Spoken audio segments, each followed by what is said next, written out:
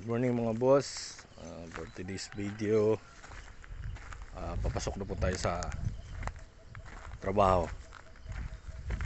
Yan. Sinasalubong po tayo ng mga alaga natin. Yan. So nung una, salamat sa Lord, salamat sa magandang araw na binigay mo po sa akin at sa panibagong bukas. So dito na po tayo mga boss sa loob ng pinapasukan natin na kumpanya. So ito na, nag-aabang na yung mga alaga natin. Araw-araw yun sila nag-aabang. Ito sa atin yan si Mama Dog. Tawagin natin si Bulhog. Tatlo yan sila eh. Tawagin natin yung isa. Tulog pa yata. Kasi pag nakakita na yun, maingay yun eh. Ayun. Ayun siya, ayun. Yun oh. Yun. Iingay na. Yan. Lika na! Yan. Yun oh. Yun siya, yun. Bubaba na. Matakbo. Yan. Dili! Yan sila mga boss. Yan. Tatlo yan sila. Yung nauna si Bato. Yan yung kasunod si Mama Dog. Ito naman si Bulhog.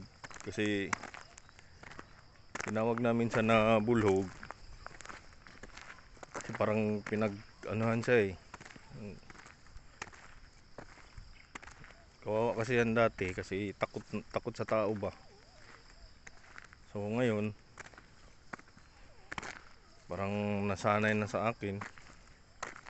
Hindi lang nagpapahawak. Yan siya oh. Yan. Yan siya oh. Ang ganda pa naman. Gandang aso. Ang bait yan. Kasi Bulhog. Para kasing yan eh. Inano nung minaltrato nung maliit pa kasi dati kasi pag-alagala yan sila dito. Ang dami. Ito pa kasi nung kinukonstruction pa kasi ito.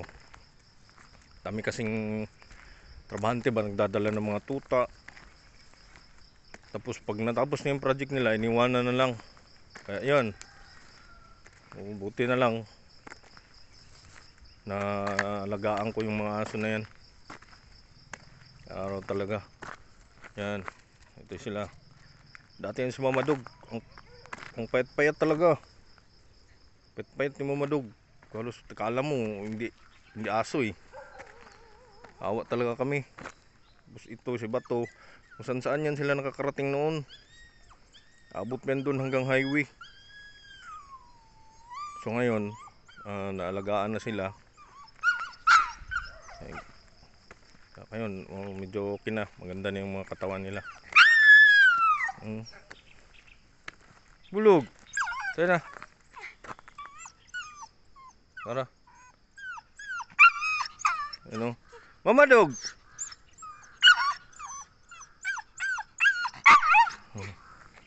Excited na, gusto nang magpalamig. Kasi buong araw kasi sila doon sa aircon eh.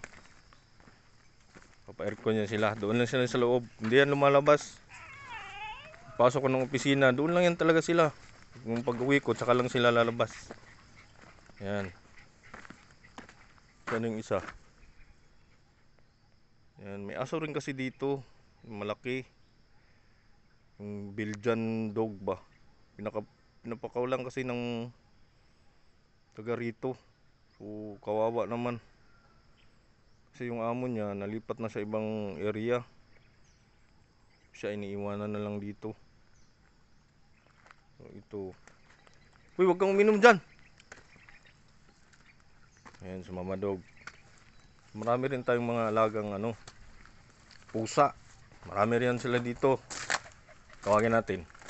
Ming ming ming ming ming ming ming ming. Takbuhan yan. Yan oh. Oh, dami. Yan.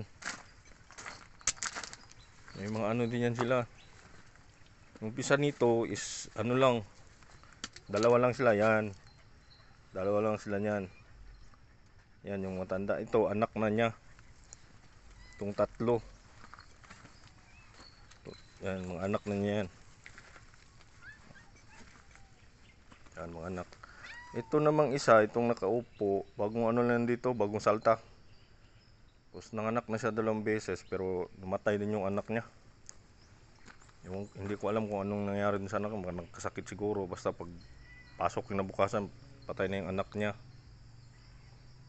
Yan. Meron pa tong isa, yung kapatid ni Kulit. Tawagin natin. Ming! Ming! Ming! Ming! Ming! Ming! Ming! Yan.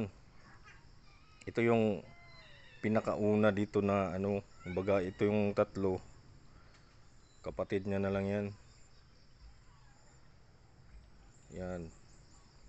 Kapatid nito, si Kulit. Kung kalakasan ng ulan dito, nung marami pang nag-office dito,